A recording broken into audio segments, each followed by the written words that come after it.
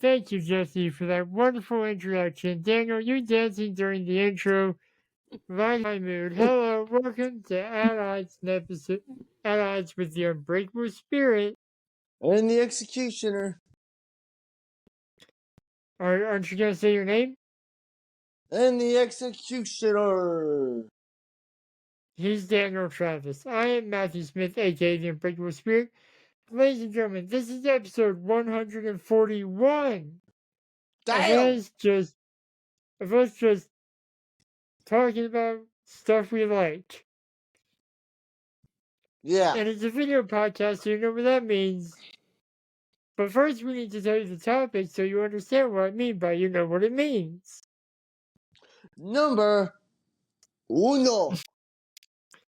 Starting at the beginning of 2026, we won't be able to see John Cena because at Money in the Bank this past Saturday, he announced his retirement at the end of 2025.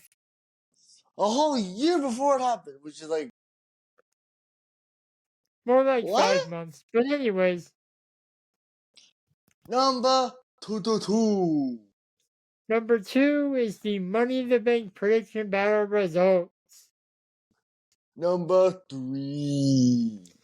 The NXT Heatwave prediction battle results. So let's start off with talking about the honestly the face of WWE for the better part of a decade. Yeah. You know what to do. Yeah. My thoughts on John Cena and his retirement. To be honest, I was working doing that shit, but when I heard about that, I was kind of just like, what? Like, what? Just like, okay, random.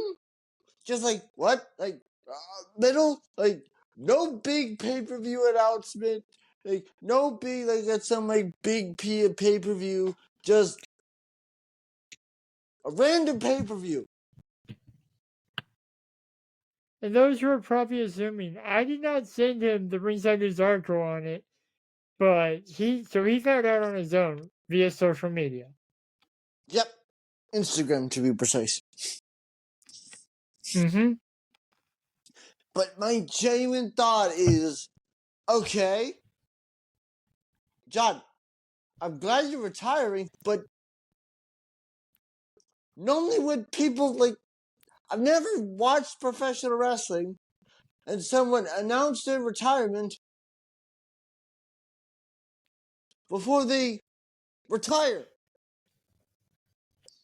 That's, like, normally with people, like, in the past couple wrestling retirements, like, in the past, like, 2-3 wrestling retirements that I've seen is that, like, except for, like, there's only been a couple where I've seen, like, oh, okay, when they retire, they actually, like, retired. But I'm like, because we knew Undertaker was coming up because like, it made sense because he wanted to do a whole 5-star match with AJ Styles. Yeah, and also he announced his retirement in the Last Ride documentary. Yeah, he did it in a way that was like, oh, okay. But we're just like, you're just watching a random pay-per-view that, oh, hi, you can see me. I'm announcing my retirement. For a limited time only. On a random pay-per-view. In Toronto. In Toronto. Did you just drop your phone? Yes. Okay. My iPad fell asleep. But yeah, like I'm I'm not gonna lie. This is our second attempt at this, and I have two people I want to see wrestle. Randy Orton, particularly at WrestleMania, so they have a one-on-one at Yeah, Mania. because they've never had a one-on-one ever. And The Rock for that rubber match. And with The Rock being heel, it just seems like the time to do it. Yeah, because keep in mind, The Rock was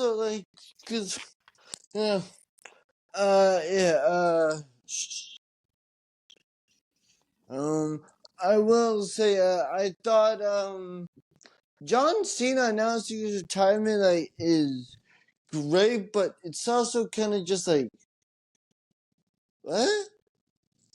Hey, I mean, I'm glad John's retiring, but I'm glad he's retiring on his own terms. But it's also just like, why are you announcing your? I keep forgetting to put you on the big screen because you're hosting this topic today.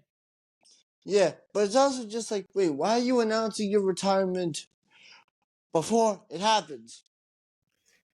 Well, usually, I think he's doing it because WWE retirement announcements don't usually mean they're actually retiring.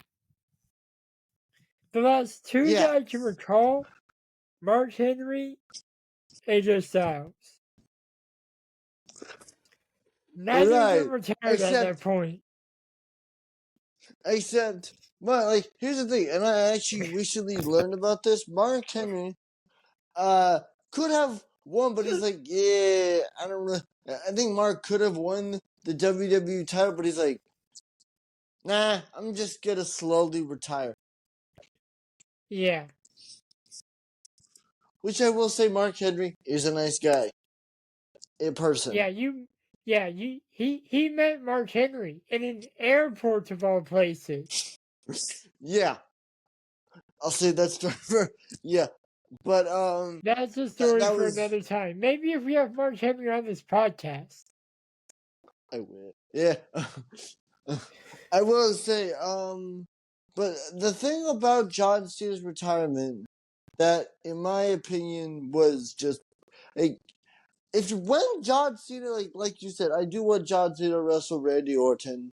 I do want him to wrestle CM Punk. For me, but if you're gonna do John Cena retiring, do open challenges. Have people from other companies show up. Hell, have him go down to NXT. Have Joe Hendry be one of his opponents. And for the record, no, I'm not saying that to manifest him coming on the podcast. That would be funny. Yeah, he just randomly pops up out of nowhere.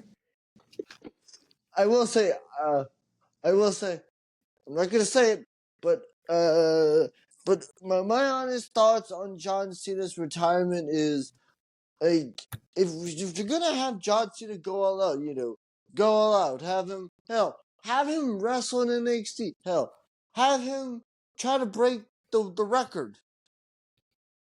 Yeah. Have him try to win the have him challenge for the Intercontinental Championship, because, fun fact, this is a real fact that I want in this segment on. John Cena has never even challenged for the Intercontinental title, let alone had a match for it. Yeah.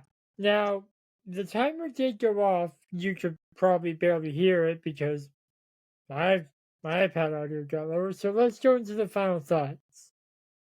Misa's final thoughts are, oh God, yes, yeah.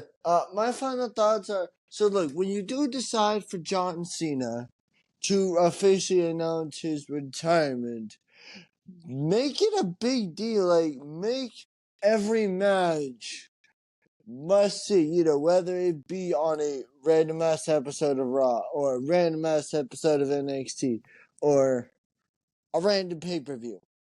But if you do have John Cena do it, is that look, either you could advertise matches ahead of time, or if you really want to build suspense and for us to actually tune in, don't advertise who's John Cena's wrestling.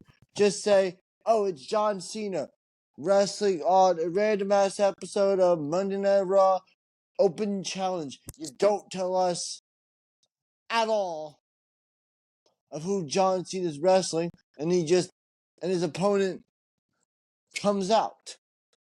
Make it random. Yeah, that'd be cool. Is that the end of your final thoughts? Yep, go ahead. My thoughts are, I salute you, Mr. Cena. You were one of my favorite wrestlers as a kid, and I hope to enjoy your Hollywood career. Yeah, not AEW bout, you dumbasses. Yeah, and actually, let me add that to that. Just because he's going to be retiring from WWE does not mean he is becoming all elite. He will be too busy in Hollywood to dedicate time to AEW. Yeah. But we'll be right back with topic numero dos. And we are back with topic number 2, the results of the Money in the Bank prediction battle. Which, before we jump in, I just want to say, do you realize that this pay-per-view has been going on since 2010? So, like 14 years? 14 years. That's crazy. Anyways, this time gonna go in order that I'm not gonna go in order that we predicted, and then I'm gonna go in order that we predicted. Okay, whatever. I'm gonna randomly jump to the 4th match we predicted, which was the first match of the show, and this is why I'm doing that order. Men's Money in the Bank. Neither of us got it right. Solid match, though. Yeah, solid match from what you've seen on YouTube and from what I've seen on Peacock. Yeah. Anyways, it was the winner was Drew McIntyre. Yeah, and I had Jane Andrade. He had Chad and Carmelo. Okay, now rewind to the first match we predicted, the World Heavyweight Championship with some stakes. Yeah, like I'm surprised I'm surprised WWE's didn't do that in Las Vegas. Because the stakes were, if Seth Rollins won, Damian Priest had to leave Judgment Day. And if Damian Priest won, Seth could never challenge for the world title again. Yeah. Until Damian Priest lost the title. Which, by the way, Seth put that stakes on himself. Seth did that himself. Or I think it was Damian. Yeah. But anyway.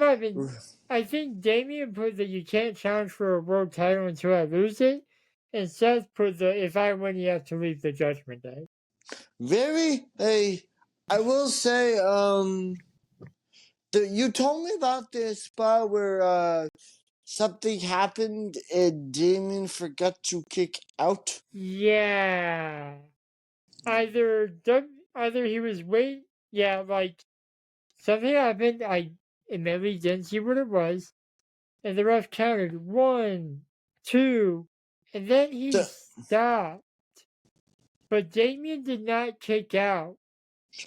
I think Damian was unconscious.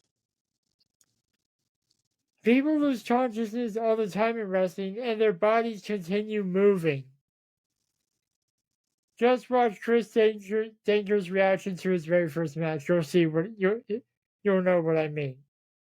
Yeah. But anyways, the reason we did the 4th match we predicted before the first match is because we had a mid-match cash-in during this match. And that is, I think, WWE production forgot to play Drew's music on cue. Yeah, I will say,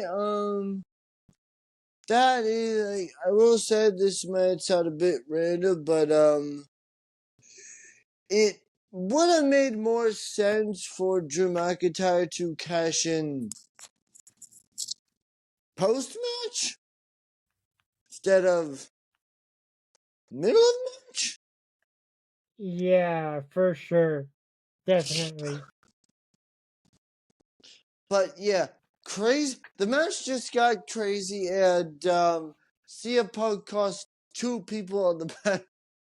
Yeah, two people who in the past he's had beef with the world title. Yeah. You told me that CM Punk and Seth buried the hatchet. The hatchet might have been dug up. Yeah.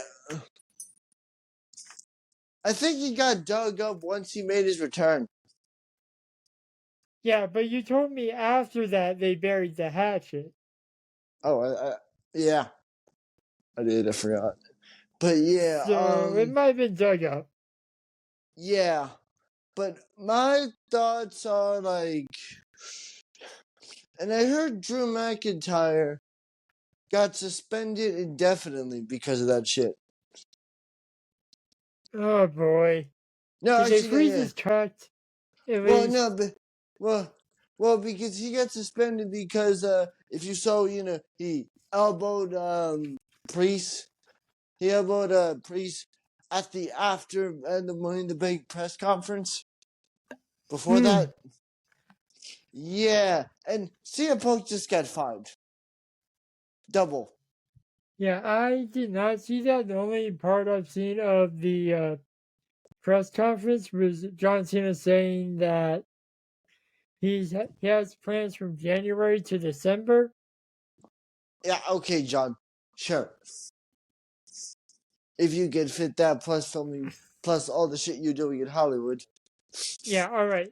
Now from this point, I'm gonna go in order that we predicted.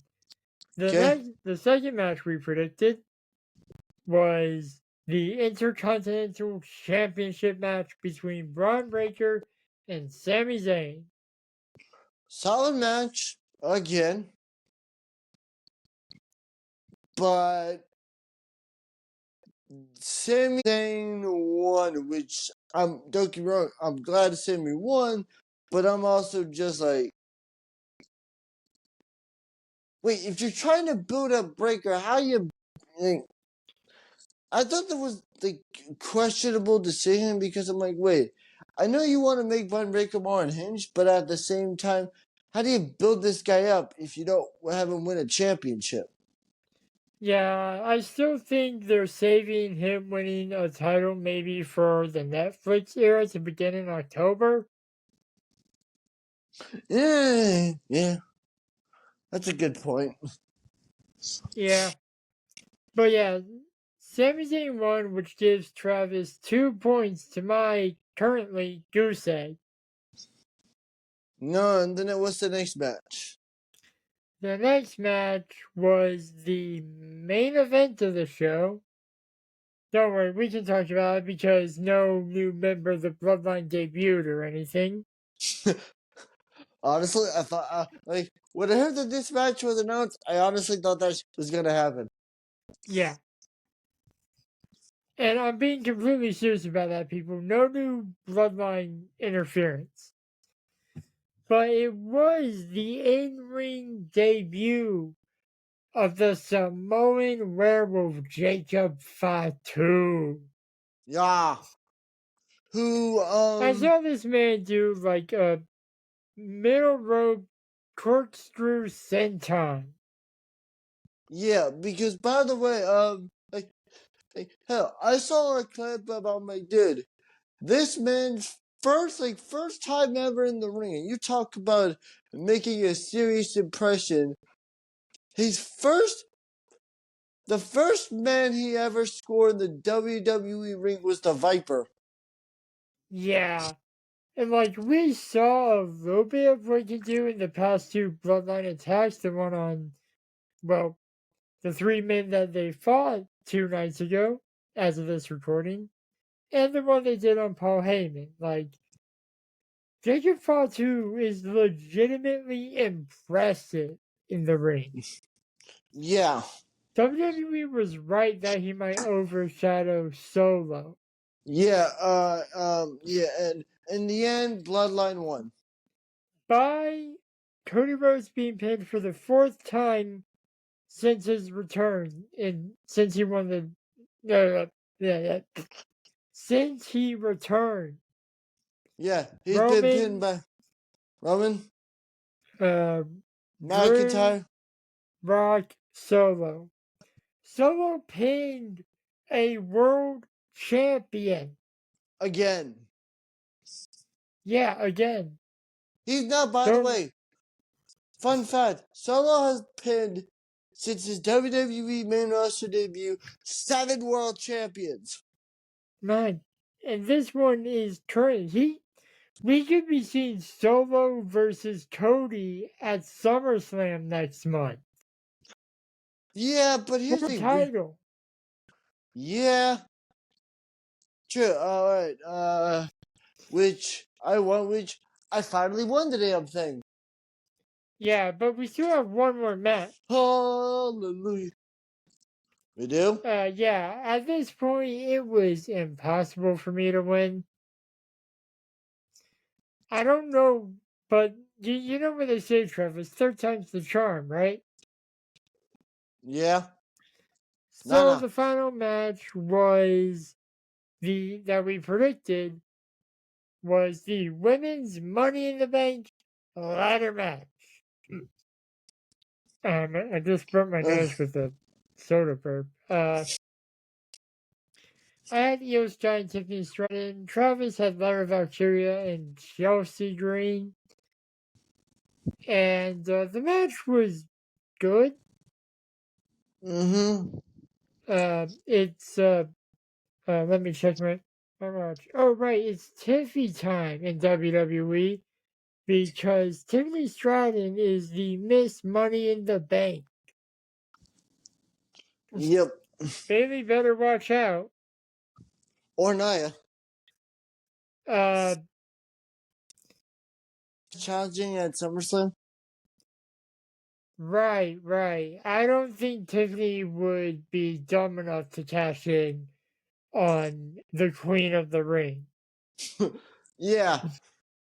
If only WWE main roster had a mid-card title. Yeah. Okay.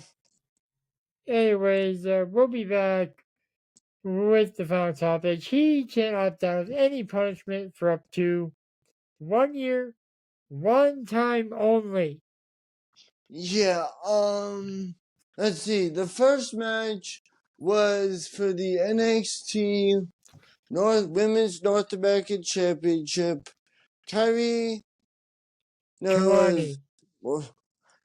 Jordan, and versus Ruka. Yeah, the match was okay. You have a problem with Kelani's first title defense that should have been this and not on a random episode of NXT. Yes. That happened like 2 days after she won the title. Yeah. Which, valid argument. Gonna give you that. Yeah. Alright, the next match. Oh, wait, I got 1 point for that. Yeah, the next match was which there was a kickoff match, but we're not really counting that because we didn't know about that shit. Yeah, if we had known about that, it would be the tiebreaker. But we didn't know about it, and I saw the results to it, so it would be unfair. This is why you need to announce kickoff matches, WWE. Yeah. The next match was was for the NXT Women's Championship. You got the Prodigy versus the dancer fighter. I'm not really sure what to call her. Lola Vice versus Roxanne Perez. In reverse order, of course.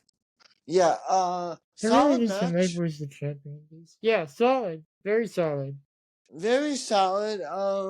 And Roxanne Perez, I'm gonna say, random take here, better heel than babyface. Well, her nickname kind of leans more towards the heel side anyways when you think about it. Like, I'm a prodigy. I am gifted at this. Yeah. The next match, which is Wesley versus Oba Femi. If Wesley lost, he can't challenge for the North American Championship as long as Oba Femi was champion. Yeah, and I'm just gonna say it. That might be a while. Yeah, because Obafemi won, which gives Daniel a point. Believe me, people, there's a reason why I'm keeping score with my fingers. Yeah, and the main event. Don't you want to do the tag match first? Oh yeah, and the tag match. The Super Duo versus Chase U. Supersonic Duo 1. Yeah. Yes. Okay, now the main event.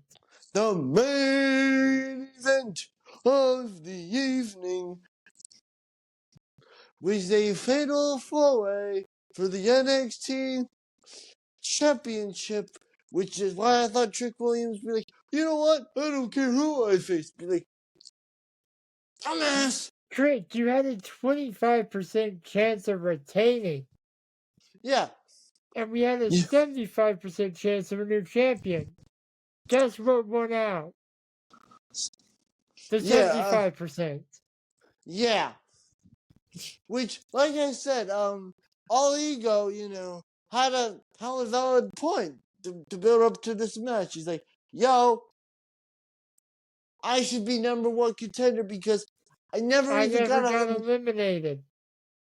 And then it's like, why is that sometimes heels have more valid points than the baby faces, Because heels are using real world logic, not WWE logic. Yeah, very solid match. We had Trick Williams, the champion. We had Shawn Spears. We had All Ego, Ethan Page. And we had the young Javon Evans. Yeah, I saw the kind of don't get me wrong, Javon Evans is gonna have a hell of a career.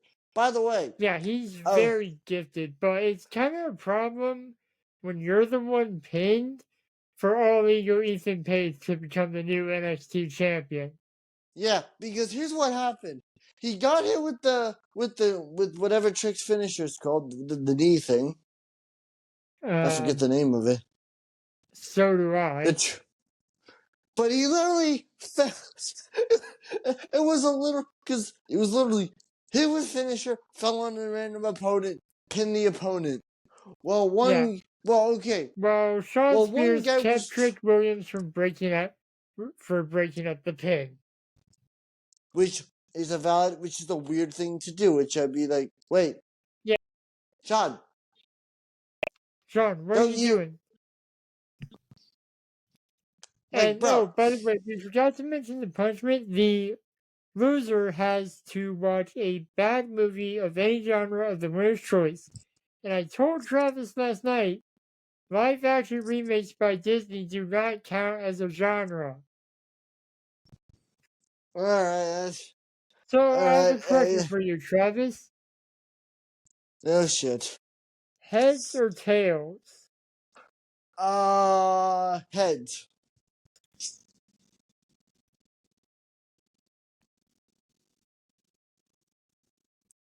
Yes! It landed on tails. But therefore, what you said heads. Yeah, I know, but I still have the thing I could use. Are you gonna use it? No, not yet. Okay. So I will have you watch. You know what? I'm probably not gonna say it on the podcast because then we'd be here for like 2 days. So I'll text you what I'll have you watch later. And with that, I need to pull up the outro again. God dang it. Oh wait, it's already pulled up. So let's just press it here. Thank you for listening to Add-Ons, hosted by the Unbreakable Spirit and the Executioner. edited by the Unbreakable Spirit. You can follow me on Twitter and Instagram at MTS_life_0126. You can follow me on Instagram at DanTravis21. And you can also follow me on the Twitter at Dan the Executioner. Inaccurate. And you can follow the 21. podcast at Add-Ons Podcast. We'll be back next week with more debates and discussion. But until then, the execution also inaccurate spirit will still be at odds. Thank you, losers. We really need to get with Jesse to record a new outro because your Twitter is inaccurate. And next week we're talking about pop culture. Yep. All right. A few